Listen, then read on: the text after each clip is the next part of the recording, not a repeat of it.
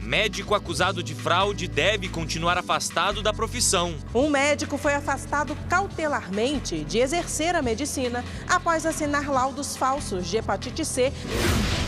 Justiça nega pedido para que dependente maior de 18 anos continue recebendo pensão por morte. Ela buscava continuar recebendo o benefício até completar 24 anos de idade, com o argumento de estar na faculdade. Supremo retoma julgamento sobre venda das estatais. 4 ministros já votaram. Placar está empatado.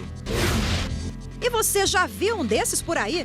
Carros abandonados, sucatas estacionadas por tempo indeterminado. É o tema de hoje da nossa série sobre meio ambiente. São carros que ficam durante meses, muitas vezes, parados, como é o caso desse daqui, por exemplo, que já está aqui já há muito tempo, né?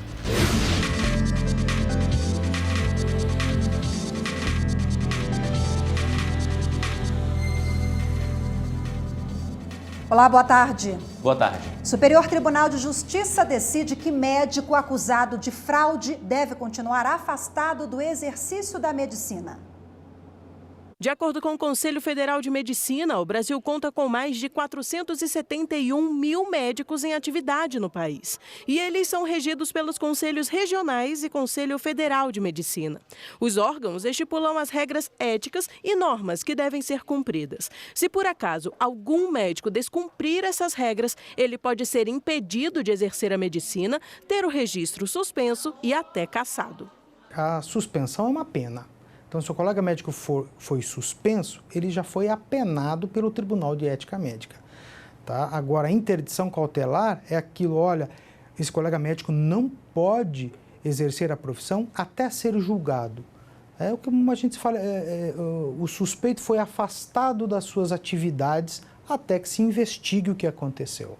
E, por último, nós temos a pena de cassação do exercício profissional. Um médico foi afastado cautelarmente de exercer a medicina após assinar laudos falsos de hepatite C para clientes da operadora Amil. De acordo com as investigações, ele tinha ligação com empresários que importavam a medicação e os laudos eram utilizados para forçar o plano de saúde a custear o tratamento dos segurados. A Amil teve um prejuízo superior a 3 milhões de reais.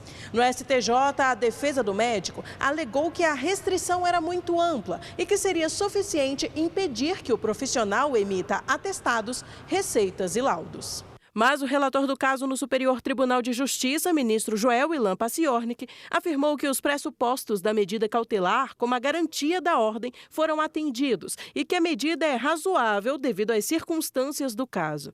O magistrado destacou também que afastar de forma parcial o médico não é possível, uma vez que limitar a atuação do profissional implica em prejuízo ao paciente, que pode ter seu tratamento comprometido. A quinta turma, por unanimidade, negou o provimento ao recurso. Este advogado ressalta que, além do prejuízo causado ao plano de saúde, o médico pode responder caso algum paciente tenha tido complicações ao tomar o remédio para a hepatite C sem ter a doença. O paciente que se sentiu prejudicado pela prescrição equivocada do medicamento e pela ingestão pode também acionar o médico por indenização, por eventual remédio que ele teve que comprar para passar aqueles efeitos do medicamento que o médico prescreveu.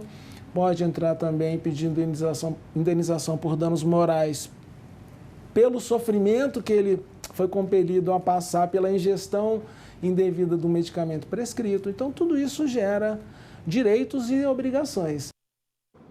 Justiça Federal nega pedido de dependente maior de 21 anos que queria continuar recebendo pensão por morte por ainda estar na universidade. A primeira turma do Tribunal Regional Federal da Primeira Região ressaltou que a lei traz a possibilidade de concessão do benefício de pensão por morte ao menor de 21 anos, mas não há previsão legal para a extensão do benefício ao dependente depois de atingida tal idade, mesmo que seja estudante universitário. O colegiado citou o precedente do Superior Tribunal de Justiça neste sentido. Apenas seria reconhecido o direito à pensão no caso de invalidez. A situação analisada foi da neta de um ex-servidor público federal. Como era dependente dele, ela buscava continuar recebendo o benefício até completar 24 anos de idade, com o argumento de estar na faculdade. Já em primeira instância, o pedido foi negado pela 2ª Vara do Acre. O Corregedor Nacional de Justiça, ministro Humberto Martins, determinou arquivar o pedido de providências instaurado contra o ex-juiz federal Sérgio Moro para apurar supostas irregularidades cometidas na época em que ele era juiz da 13ª Vara Federal de Curitiba. De acordo com o Tribunal Regional Federal da 4ª Região, o procedimento foi aberto após denúncia anônima e apontava suposta agressão institucional do ex-magistrado que teria inviabilizado a defesa do ex-presidente Lula e o condenado sem provas. Mas, para o TRF4, a denúncia teria apresentado apenas alegações genéricas. O corregedor-geral confirmou a decisão de arquivamento. A Justiça do Rio de Janeiro realiza daqui a pouco uma audiência para avaliar o pedido para reabrir a Avenida Niemeyer, no Rio, interditada há uma semana por determinação judicial. E quem vai explicar essa questão para a gente agora ao vivo é a repórter Evne Araújo. Olá, Evne, boa tarde para você. Oi, Rafaela, boa tarde. Então, o pedido de reabertura é da própria Prefeitura do Rio, viu? Segundo o recurso, já foram tomadas todas as medidas necessárias de recuperação das áreas com risco de deslizamento. Além disso, foi apresentado um plano de recuperação e também um laudo técnico que comprovaria a segurança do local. A Avenida Niemeyer, ela foi interditada por decisão judicial no dia 28 de maio, atendendo a um pedido do Ministério Público que apontou riscos aos motoristas que passam pela via. Ela é o principal ponto de ligação entre as zonas oeste e sul da cidade do Rio de Janeiro. Voltamos ao estúdio. Obrigado, Evne. Como chamar a atenção para as garantias das crianças na primeira infância? A resposta no próximo bloco. Se a responsabilidade ficar só com o poder público, a gente sabe que não vai funcionar. Se ficar só com a família, também não vai funcionar. Então a gente tem que estar atuando integrado.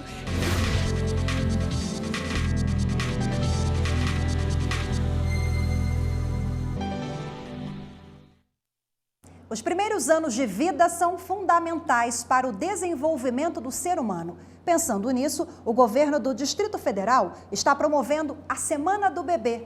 A ideia é chamar a atenção de toda a sociedade para a importância dos direitos e garantias das crianças. Para ganhar a atenção da criançada, pintura de rosto, dança e música. Tá na cozinha fazendo chocolate.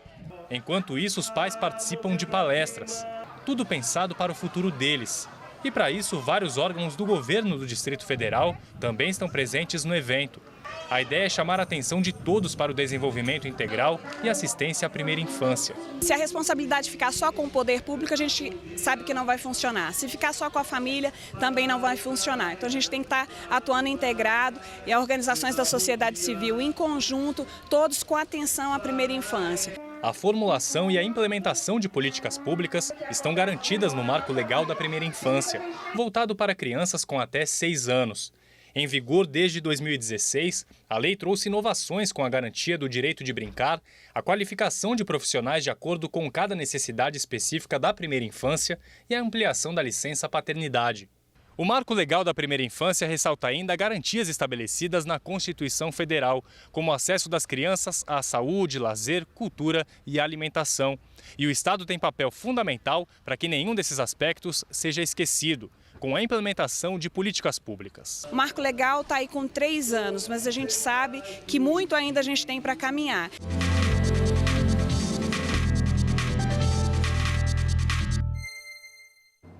E para falar mais sobre esse assunto, vamos conversar agora aqui no estúdio com Flávio Grutti, que é advogado da família. Boa tarde, seja bem-vindo. Boa tarde, é um prazer. Boa tarde. Bom, doutor Flávio, nós vimos na reportagem essa iniciativa do governo aqui do Distrito Federal, essa união entre Estado, Judiciário, sociedade e família. Isso é previsto pela própria Constituição da República?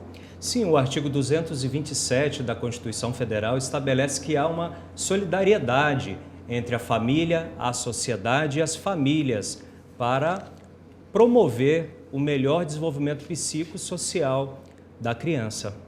E nessa fase, essa primeira idade vai até os 6 anos, é isso? Esse é o momento mais importante?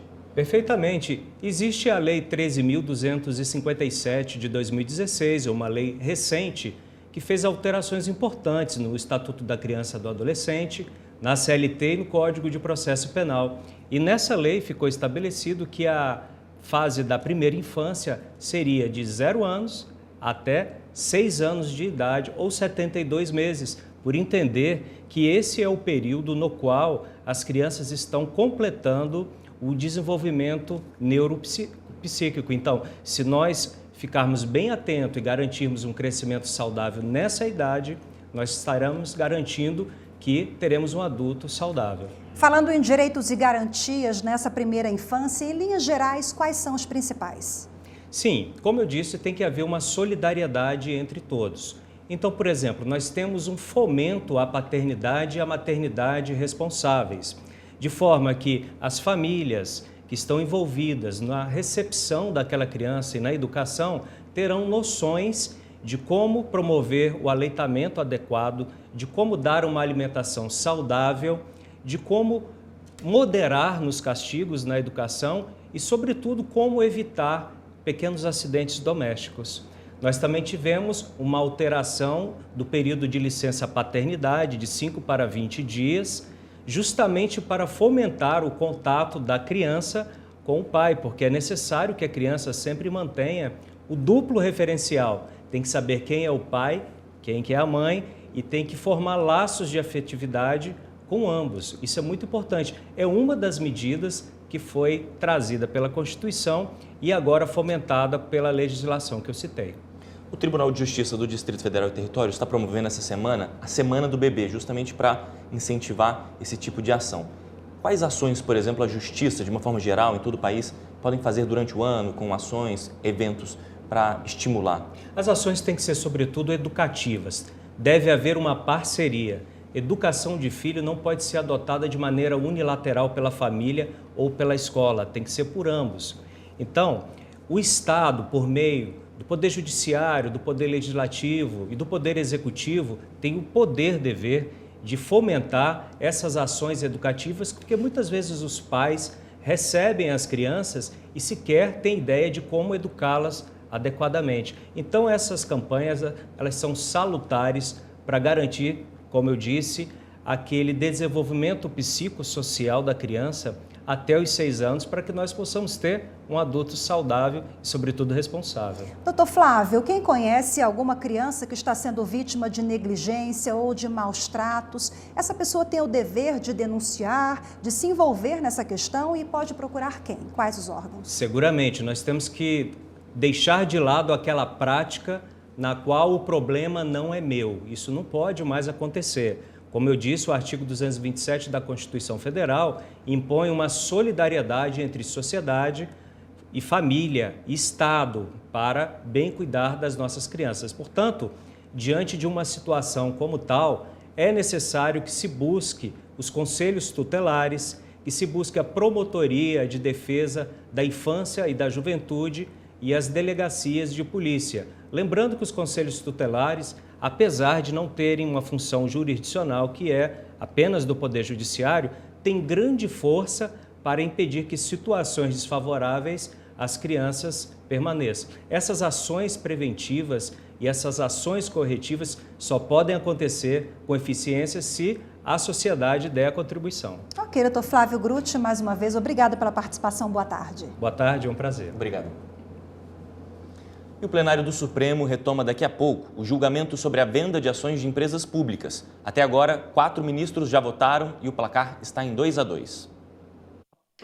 O julgamento começou com o voto do ministro Ricardo Lewandowski, relator de 4 ações sobre esse tema. No ano passado, ele concedeu decisão provisória que obriga o governo a ter o aval do Legislativo e de processo licitatório para a venda de ações das estatais quando há perda do controle acionário. Nessa quarta, ele manteve o entendimento, inclusive para subsidiárias. A atuação das subsidiárias e controladas, a vida delas está regrada por lei. Então, O desaparecimento destas entidades, de alguma forma, deve vir, a meu ver, mencionada ou sugerida ou, de alguma forma, contemplada pela lei. O ministro Edson Fachin acompanhou o relator. Todos esses argumentos e os inúmeros precedentes que cita o senhor presidente estão a indicar de maneira inequívoca que a alienação de ações de sociedade e economia mista e das empresas públicas, que implique a transferência pelo Estado de direitos que lhe assegurem preponderância nas deliberações sociais, está sujeita à autorização legislativa. Já o ministro Alexandre de Moraes disse que a autorização do Legislativo só deve ocorrer quando se tratar de empresa-mãe. Para as subsidiárias, o ministro apontou que não deve haver limites, até para permitir a competitividade dessas empresas. Entendo que o Estado possa vender todas as suas ações em uma determinada subsidiária, possa investir em outra, numa que ele é majoritário, ele vira minoritário, na outra que ele é minoritário, agora é interessante virar majoritário. O ministro Luiz Roberto Barroso também votou para não referendar a decisão do relator. Ele disse que é preciso a menor interferência na economia do país. Ainda defendeu que a venda de ações das estatais pode ter dispensa de licitação. Eu acho que é fora de dúvida que o modelo constitucional de atuação do Estado na economia não defende nem protege esse Estado agigantado que nós temos hoje. Entendo que a redução do Estado para ajustá-lo ao tamanho que a Constituição deseja não é violação à Constituição, mas é cumprimento da Constituição. E veja agora outros assuntos da pauta de julgamentos de hoje. Direito administrativo é o tema com maior número de processos no plenário do Supremo Tribunal Federal, começando com a retomada do julgamento de referendos em medidas cautelares em 4 ações diretas de inconstitucionalidade. Elas tratam de legislação que estabelece ser dispensável a realização de licitação por empresas públicas e sociedades de economia mista. Em seguida, 3 processos sobre a exigência de licitação e autorização legislativa para transferência do controle acionário de subsidiária da Petrobras. O último tema da pauta é separação de poderes e federação, com ação contra decreto que estabelece regras para a cessão de direitos de exploração e produção de petróleo e hidrocarbonetos pela Petrobras. Mais informações sobre a pauta de julgamentos no site do Supremo Tribunal Federal, stf.jus.br. E o plenário do Supremo Tribunal Federal realizou em maio 10 sessões presenciais e julgou 35 processos. Os julgamentos seguiram a pauta estabelecida em dezembro do ano passado pelo presidente do STF, ministro Dias Toffoli, visando garantir aos operadores do direito e à sociedade o conhecimento antecipado dos temas a serem tratados. Vários temas foram de grande relevância por serem de matéria com repercussão geral, reconhecida ou por mobilizar parcelas da sociedade em torno de questões políticas, econômicas e de interesse público, como imunidade parlamentar, direitos políticos, indulto e foro especial. E a seguir, na série Verde que te quero verde, o que fazer com carros antigos, abandonados e sucatas. A reciclagem veicular é feita em apenas 3 cidades brasileiras: São Paulo, Rio de Janeiro e Rio Grande do Sul.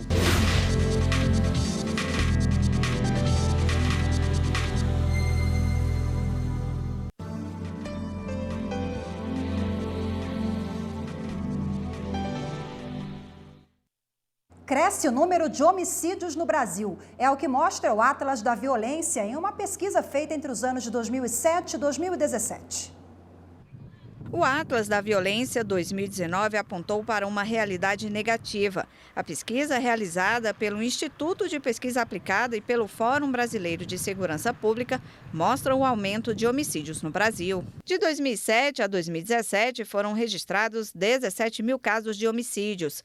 Em 2007, eram 48.200 e em 2017, esse número subiu para 65.602.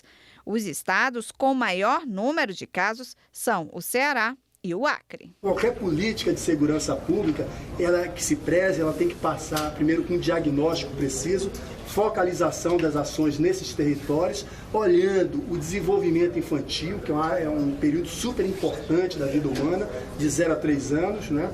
Oportunidades educacionais e oportunidades para o mercado de trabalho. Se nós não fizermos isso, continuaremos enxugando o gelo, continuaremos germinando o terreno para que ali nasçam os criminosos do futuro. A pesquisa mostrou também quem são as principais vítimas: jovens, solteiros, negros e com pouca escolaridade. A taxa de homicídios de negros foi de 33%, enquanto a de não negros 3,3%. O ano de 2017 registrou também um crescimento de mortes de mulheres em razão do gênero. A maior parte também era negra. São dados coletados aí a partir de boletins de ocorrência, de processos judiciais, onde você encontra uma visibilidade relacionada à nova qualificadora do feminicídio. Então, antes você tinha homicídios onde eram vítimas mulheres e a partir da alteração legal, da inclusão do feminicídio como uma qualificadora do homicídio, você consegue, de fato, destacar que ali a mulher foi morta por ser mulher ou em situação de violência doméstica e familiar. Enquanto duas entidades sindicais não assinam um novo acordo coletivo de trabalho com a Companhia Brasileira de Trens Urbanos, o Tribunal Superior do Trabalho apresentou uma proposta para tentar resolver esse impasse. Diversas reuniões foram realizadas entre as partes antes da proposta ser apresentada pelo vice-presidente do TST, ministro Renato de Lacerda Paiva. Para resolver o impasse entre a companhia e as entidades sindicais, o vice-presidente propôs reajustes salariais e manutenção de cláusulas sociais previstas no acordo de 2016-2017, com ressalvas. As entidades são a Federação Interestadual de Sindicatos de Engenheiros e o Sindicato dos Empregados em Sociedades de Economia Mista, empresas públicas, privadas e terceirizadas de transportes de passageiros sobre trilho. Na proposta, o vice-presidente sugere reajuste linear de 1,014% referente ao período de maio de 2018 a abril de 2019 para todos os níveis das tabelas salariais vigentes, reajuste linear de 3,042% a partir de 1º de maio de 2019 e abono de R$ 350 de natureza indenizatória na folha de pagamento seguinte à celebração do acordo. Em relação às cláusulas sociais, o ministro ressaltou que a proposta conta com concessões do empregador e dos empregados e que atende às pretensões de todas as partes. As entidades sindicais têm até o dia 14 deste mês para aprovar o acordo. A CBTU pode se manifestar até o dia 19. Enquanto as entidades sindicais não assinam o novo acordo coletivo de trabalho, o anterior, expirado em 2018, está prorrogado. Frota antiga, carros abandonados e sucatas. No Brasil, a legislação sobre produtos sólidos não abrange especificamente a questão veicular. E sem a reciclagem adequada das peças e das carcaças, surge o risco para a saúde pública, para a segurança e para o meio ambiente.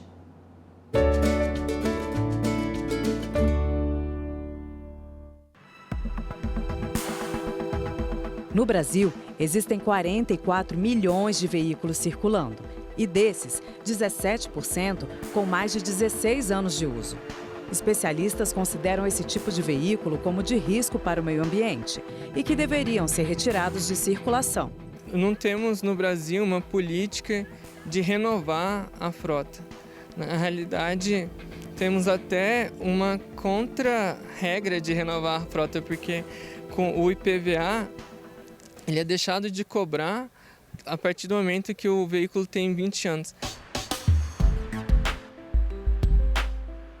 No Distrito Federal, esses carros que foram utilizados para a prática de crime, clonados ou produtos de roubo já têm uma destinação. São compactados e vendidos por meio de licitação para empresas de reciclagem. Só em março deste ano foram 250 toneladas de sucata. Mas o que acontece com os carros que estão abandonados nas ruas das grandes cidades? Este aqui está há 5 meses parado em uma quadra residencial. Está tomando espaço de carros que precisam estacionar, né? E o segundo ponto é que a gente não sabe o que tem dentro desses carros, né? São carros que ficam durante meses, muitas vezes, parados, como é o caso desse daqui, por exemplo, que já está aqui já há muito tempo, né? E não é retirado e não se sabe que carro é esse. Infelizmente, não tem uma legislação específica sobre o abandono de veículos. A gente tem uma legislação que trata de resíduos sólidos, que é a Política Nacional de Resíduos Sólidos, que é a 12305, que fala, por exemplo, como é que a gente vai tratar daquilo que é abandonado. E com relação aos veículos especificamente, as regulamentações que nós temos são a questão do Detran, na verdade, os códigos de trânsito com relação ao abandono e também alguma regulamentação eventualmente da competência municipal. A implantação de um sistema de reciclagem é a solução identificada pelos estudiosos do tema. Diversos países fazem esse procedimento. Na Argentina, por exemplo, 90% dos veículos são reciclados. Já o Japão reutiliza 100% da frota. A reciclagem veicular é feita em apenas 3 cidades brasileiras: São Paulo, Rio de Janeiro e Rio Grande do Sul. Somente 1% dos veículos de todo o país é reciclado. A reciclagem veicular, ela consiste aqueles veículos que estão em fim de vida útil, é pegar esse veículo, analisar as peças que são possíveis de ser reutilizadas. Aquelas peças que são possíveis de ser reutilizadas, elas se oferecem ao mercado secundário. Outras peças, elas vão ao mercado de reciclagem, a entrar na cadeia de reciclagem de outros componentes. E as que já não servem, elas vão para rejeito final.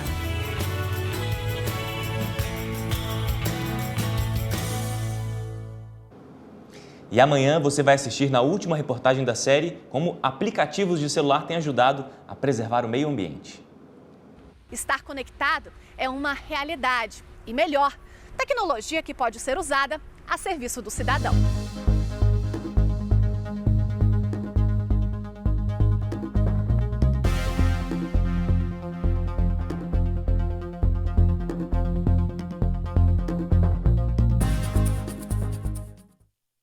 E hoje ficamos por aqui. Uma boa tarde para você. Até amanhã. Boa tarde, até amanhã.